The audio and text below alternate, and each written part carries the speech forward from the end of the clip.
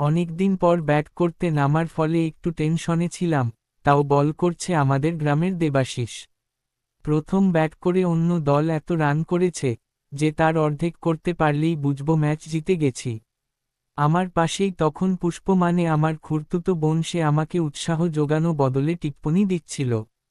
তার বয়স মাত্র ৮ বছর, ক্রিকেটের সে কিছুই বোঝে না, এটুকু জানে যে আমাকে মনোসংযোগ করতে না দিলে আমাকে ব্যাট ছেড়ে দিতে হবে। এটা পরে ভেবে বসবেন না যে কোনো বড় টুর্নামেন্ট খেলছি, এমনকি এটা তো গ্রামের একটা ছোট টুর্নামেন্টও নয়, আর খেলছি কোনো বড় বা ছোট মাঠেও নয়, খেলছি আমার জেঠা বাবুর বাড়ির উঠোনে, আর দর্শক সংখ্যা এক, মানে আমার বোন পুষ্প।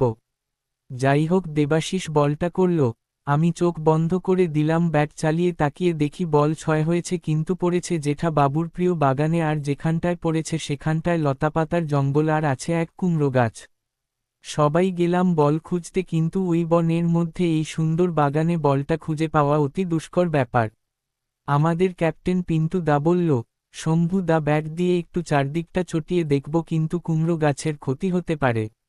শম্ভু দা আমার একমাত্র জেঠুর ছেলে, সে বলল, নিশ্চয়ই দেখবি, কেন দেখবি না। এটা শুনে পিন্টু দা যেই পা বাড়িয়েছে, শম্ভু দা বলল, কিন্তু একটি পাতা ভাঙলে ১০০ টাকা জরিমানা নেব কিন্তু।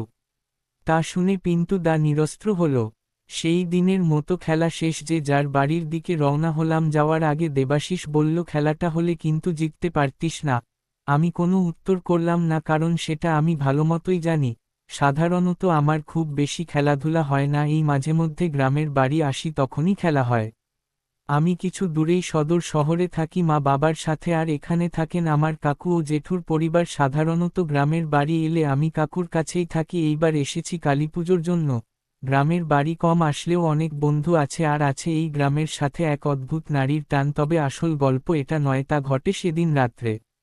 পুষ্প আর আমি সন্ধ্যাবেলা গ্রামের এক কালী মন্দিরে যাই। কালীপুজোর দিন প্রতিবছর প্রদীপ দিয়ে গোটা মন্দিরটা সাজানো হয়, বেশ সুন্দর লাগে দেখতে। বড় একটা আলপনার মতো প্রদীপ রেখে তেল আর সলতে দিয়ে তৈরি করে ছোটরা মোমবাতি হাতে সলতেতে আগুন দেয়, আর বড়রা সেটা সাজিয়ে দেয়। বেশ মজা হয়। প্রদীপ নিভে গেলেই সবাই মিলে জ্বালানোর জন্য ছুটে যায়। আমার বোন ওদের সাথে কাজ করছে, আমি বড়দের সাথে গল্প করছি। এমন সময় কিছু দূরে একটা গোলমাল দেখে আমরা বড়রা গেলাম দেখতে, আর ছোটদের বলা হলো প্রদীপগুলো না নিভে যায় সেই দিকে খেয়াল রেখো। ওরা দায়িত্ব পেয়ে ভীষণ খুশি হয়ে আরও ব্যস্ত হয়ে গেল। সেখানে গিয়ে সব শুনে যা বুঝলাম তা খুবই দুঃখের। যে বাড়িটির সামনে দাঁড়িয়ে আছি সেই বাড়িতে একটি বাচ্চা ছেলের হঠাৎ শ্বাসকষ্ট হয়।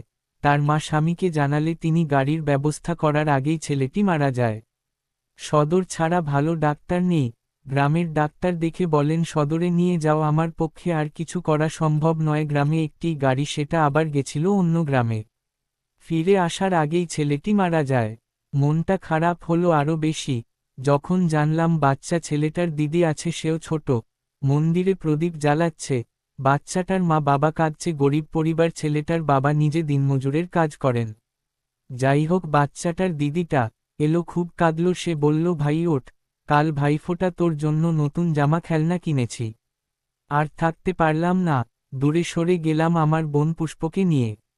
বাড়ি ফিরে সেদিনের মতো কেটে গেল সময়টা। রাত্রে খেতে বসে কাকুর কাছে শুনলাম ৪ বছরের বাচ্চা তাই জঙ্গলের কোথায় নাকি পুঁতে দিয়ে এসেছে। ৫ বছর না হলে আবার নিয়ম নেই পোড়ানোর, আর শ্মশানে পুতলে মানুষ ভয় পেতে পারে। সেদিন রাত্রে বাচ্চাটার দিদির কথাগুলো বারবার মনে আসছিল। এরপর ৩-৪ দিন কেটে গেল, পাড়ার মোড়গুলোতে ঘটনাটা নিয়ে অনেক আলোচনা হলো। আমার এবার বাড়ি ফেরার সময় হয়ে আসছিল। যেদিন ফিরব তার আগের দিন বিকেলবেলা বাড়িতে খাবার জল শেষ হয়ে গেল।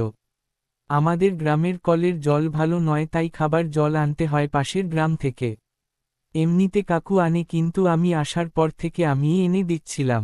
ভালো লাগতো কাজ করতে, আর ভালো লাগতো সাইকেলে চেপে ২ সারি গাছের মাঝে মাটির রাস্তা দিয়ে পাশের গ্রামে যেতে। এই অনুভূতিগুলো খুব সুন্দর। শহরের কোলাহল থেকে দূরে এই প্রশান্তি প্রাণ ভরিয়ে দেয়। সেই জন্য সুযোগ পেলে আমি গ্রামের বাড়িতে চলে আসি। জল নেবার জায়গায় পৌঁছতে পৌঁছতে সূর্য ডুবল। এমনিতে এই কলের জল অনেকেই নেয়, ভিড় থাকে, কিন্তু এই সময়টা কেউ নেই। একা দুটো বড় পাত্র নিয়ে গিয়েছিলাম জল আনতে, একা একা ভরছি। একা এসেছি কারণ কাকু এখনও অফিস থেকে ফেরেনি আর বোন খেলতে গেছিল। জল ভরে সেগুলো সাইকেলে নিয়ে সাইকেল চালিয়ে এগোতে লাগলাম। সাইকেলের সামনে লাইট থাকায় পথ দেখতে অসুবিধা হচ্ছিল না, এমনিতে জঙ্গলে বাঘ ভালুক থাকে না, শিয়াল আর খরগোশ অনেক আছে। মাঝে মাঝে হাতি এসে পড়ে, কিন্তু এখন তাদের আসার সময় নয়। হঠাৎ রাস্তায় একটা কিছু দূর থেকে হালকা আলোতে দেখতে পেলাম, ভাবলাম শেয়াল। সামনে আসতে বুঝলাম একটা বাচ্চা ছেলে। গ্রাম দূরে না হলেও খুব কাছে নয়। ভাবলাম কারো সাথে এসেছে, তাকে জিজ্ঞেস করলাম, তুমি একা এখানে কি করছো? সে বলল, মায়ের জন্য দাঁড়িয়ে আছি। আমি জিজ্ঞেস করলাম, কোথায় তোমার মা? সে বলল, বাড়িতে। তুমি আমার মাকে বলে দিও দুঃখ না করতে, আমি তাড়াতাড়ি ফিরব। আমি বললাম, কোন গ্রামে বাড়ি তোমার? চলো পৌঁছে দিচ্ছি। সে ছুটে জঙ্গলে হারিয়ে গেল। মাথা মুন্ডু কিছু বুঝতে না পেরে আমি নিজের গ্রামের রাস্তা ধরলাম। ভাবলাম কোনো মানুষের বদ মতলব থাকতে পারে, বাচ্চাটার পেছনে গেলে হয়তো আমাকেই না চোরের পাল্লায় পড়তে হয়। কিন্তু সাথে কিছুই ছিল না, কাউকেই বা ডেকে এনে বিপদ বাড়াতে চায়। পরের দিন আমি মা বাবার কাছে ফিরে গেলাম। এরপর আমি কলেজের পড়ার জন্য কলকাতায় ভর্তি হয়ে সেখানে চলে গেছিলাম। বাবা মায়ের সাথেই দেখা হয় না।